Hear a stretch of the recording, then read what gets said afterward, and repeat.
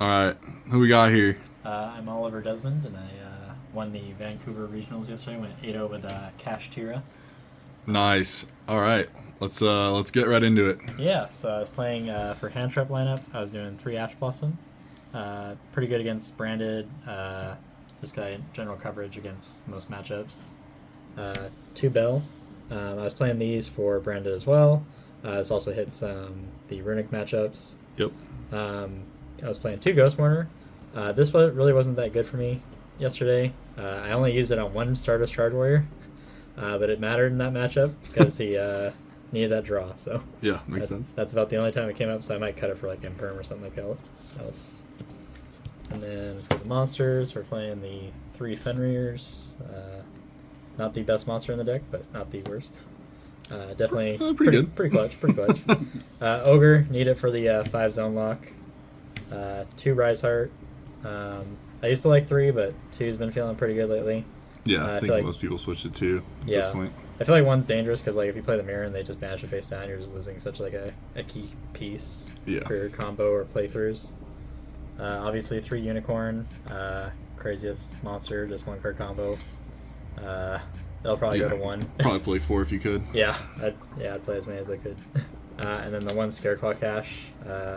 Card's really good. There was a guy playing Dragoon Turbo yesterday, so this card just kind of shuts down Dragoon Turbo with Fenrir in itself. Yeah, that makes sense. And that's all the monsters? Yeah, that was all the monsters I was going Was there a reason you didn't play Tier Cash? I didn't really find it necessary. Sometimes the extra body's nice, but sometimes you just don't have the cards to banish. That's another card or reason I have a problem with like 1 or multiple Scareclaw Cash. Okay. So I think the 1's just nice, and it does suck when you don't have like the cards to banish. Yeah, makes sense. And then for some spells, I was playing Double Book of Moon, 2 Cosmic, 2 Econ. So these were kind of my tech options going into the event. This is really good for the mirror and just randomly taking some key combo stuff from your opponent. What rarity is those? We got a gold 3 and a Battle Pack Shatterfoil. Man, that's pretty interesting there. You will draw the lower rarity stuff. Yeah, you kind of weigh your ulti Fenrir with a golder. Yeah, and then win the game with your Starlight or Rise Heart. Let's do it. Double Cosmic, I really hate playing against Runic, so just getting rid of the Fountain feels so good. And then Double Book of Moon, because this just like shits on the mirror sometimes when they don't have the extender. Yeah, makes sense. And just randomly good when they go to like battle phase trying to force like a Zeus or like trying to get to a Zeus play and you just book them in their first attack. Yeah, pretty solid. And they have nothing else and you're like, alright, this is an awkward spot for you. For the other spells, I was playing 3 Birth. This card's insane. It won me my first round against Striker just by itself. Banishing like 3 spells every turn. The way I played against Striker was I just played wide and I had like 3 cash monsters every time I could. Because there was just no way to play around Birth at that point. Because if you just stick on a Rise Heart, they'll probably just try to Widow Anchor it and take it if they can. Yeah, makes sense. So then you just can't use Burst. So playing wide against Strikers is good because they also can't handle big monsters.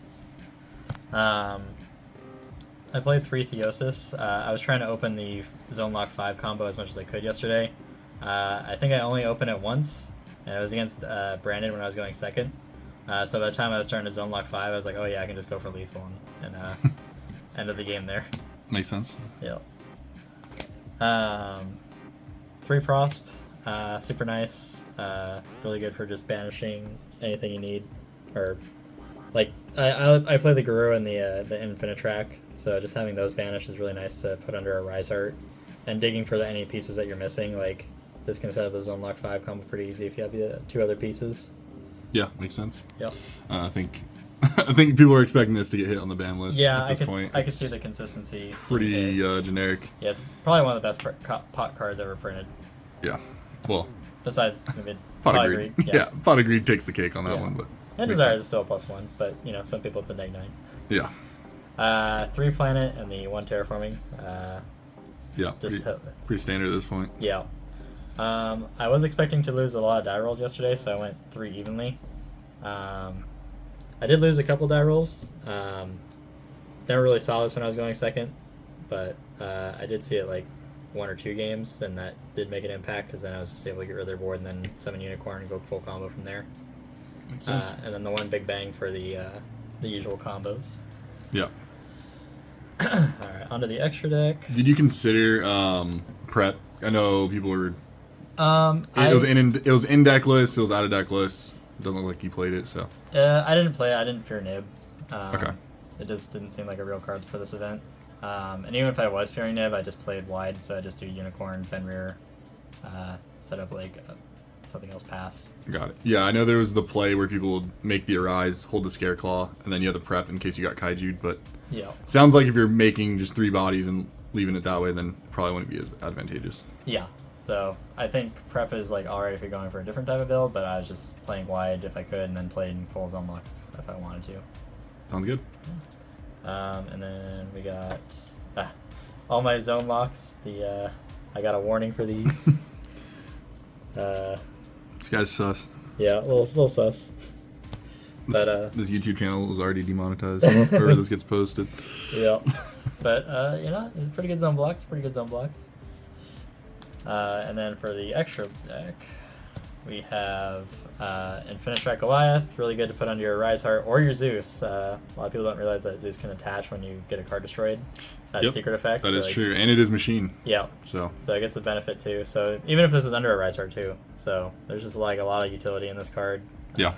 Having an unoutable Zeus sometimes is just backbreaking for the mirror. Donner. This is just a nice card if I was nibbed or anything like that. I didn't play like the Link Reaver or anything like that. I didn't think Ibli was real for this event either. I think going forward it might be a bit more real, just because people want to stop Branded and stuff like that. But this event I didn't fear Ibli lock at all. Plus I was playing Econ and Book of Moon, so I had like 2 in engine outs anyways. Yeah. The one Diablosis, crazy card. I think it's probably gonna get banned. Double Big Eye. This card's really clutch in the mirror. Just kind of insane what it can do. 2 Shangira, just needed for the zone lock combo. But still want to play 2 just in case. Triple Rise Heart. I kind of just figure in the mirror match it's really important to have as many Rise Heart as possible, because they will probably sit Shang you as much as you can too. So just being able to set this up immediately is pretty nuts, because they have to deal with it almost immediately, and then you can usually full combo after that. But yeah, the card's broken. Yeah. Double Zeus, because I just didn't want my 1 Zeus to get banished. Dark Armed. This card's pretty nuts when it starts popping off. A lot of people don't understand that it's not once per turn. I love that card, and it's not even. You can use more than 2 materials too. Yeah, the card's amazing. Yeah, it just goes off, and then the 1 Garura to just draw 1 when I get my Rise Heart outed, and then 1 Barone Diffler. I really didn't make this at all yesterday, but there is times where it comes up when you have like Unicorn, like or you have like Theosis or Birth. So. Yeah, it makes sense. Plus, you're playing like 3 sets of the Ghost Girls, so yeah, you're gonna see more lines to Barone. Yep. And then finally for the side deck, we were playing Triple Judgment. This card was nuts. I had 1 game yesterday, I think it was against Virtual World, where I drew double these and like the 3 zone lock combo. So I pretty much knew I already won that game by just having these set up. He tried to go for a Fortune Tune into Zeus, and I just Judgment of the Summon. I'm like, nah, we're not playing this.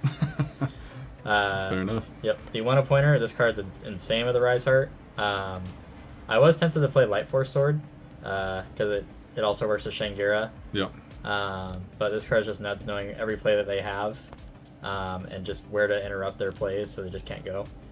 And being able to like snatch back the card with their Rise, so they don't get it back either. Yeah. Pretty good. The 1 Duster, just if I played any back row matches, but this obviously was pretty shit against Runic, so it was just like trap tricks, honestly. Like if I had to play against that. But yeah. Plus it's regionals. There's always going to be the 1 Eldritch player that you run into. Yeah, I did play against Dragoon Turbo with like multiple floodgates, so but I did not see this card in that matchup. And then I played the Cyphering package. This card actually was pretty nuts against Branded, because I was playing, or I drew Ash and Gamma, and so he started his plays He got to a Luber, and I just kind of let that slide. So he goes Brand Fusion. I ash that, and then he's like, okay, and then activates Nadir Servant. I'm like, oh, okay, so you're playing that version. He dumps the Sprint, grabs the Fallen of Albaz from hand. He starts going for the Brandon High Spirits line, so at end phase he summons the Spriggan's Kit. As soon as he goes Kit's effect, I'm like, I gotta get Gamma that, and I pretty much end his turn there. Nice. How many times did you draw a driver? I only drew it once, and that was against Virtual World. Alright, I guess that's why we're in first place. Yep. Yep. This was another clutch card of the tournament, was Lava Golem. This against Virtual World went pretty hard. The Virtual World player was setting up Crystal Wing Dragoon pretty frequently. So seeing this plus like Fenrir or Unicorn was just absolutely nuts. Yep. And then the masterpiece of the deck was Shifter in the side. I played Commons too. Yeah, Common Shifter. It's the ultimate way to tilt people. I really like this in the side because it's a blank card in the mirror. So it just feels useless. Sure, it auto wins some matchups when you do draw it, but when you play the mirror, you do not want to be down a card.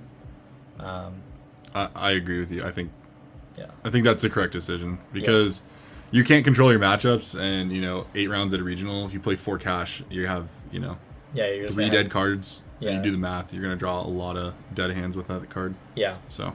And then it's also a lot harder to zone lock 5 under Shifter too. So. Makes sense. Any shout outs or any other interesting events that you want to disclose? Yeah, shout out Clussy Town chat. All right, let's go. They go to group chat. And then shout out to Trevor for helping me test pretty well for this event. He put me through the gauntlet. So. What'd you have him test against? We played the mirror. I think we played like 2 full matches of the mirror. We got at least 4 matches of Sprite in.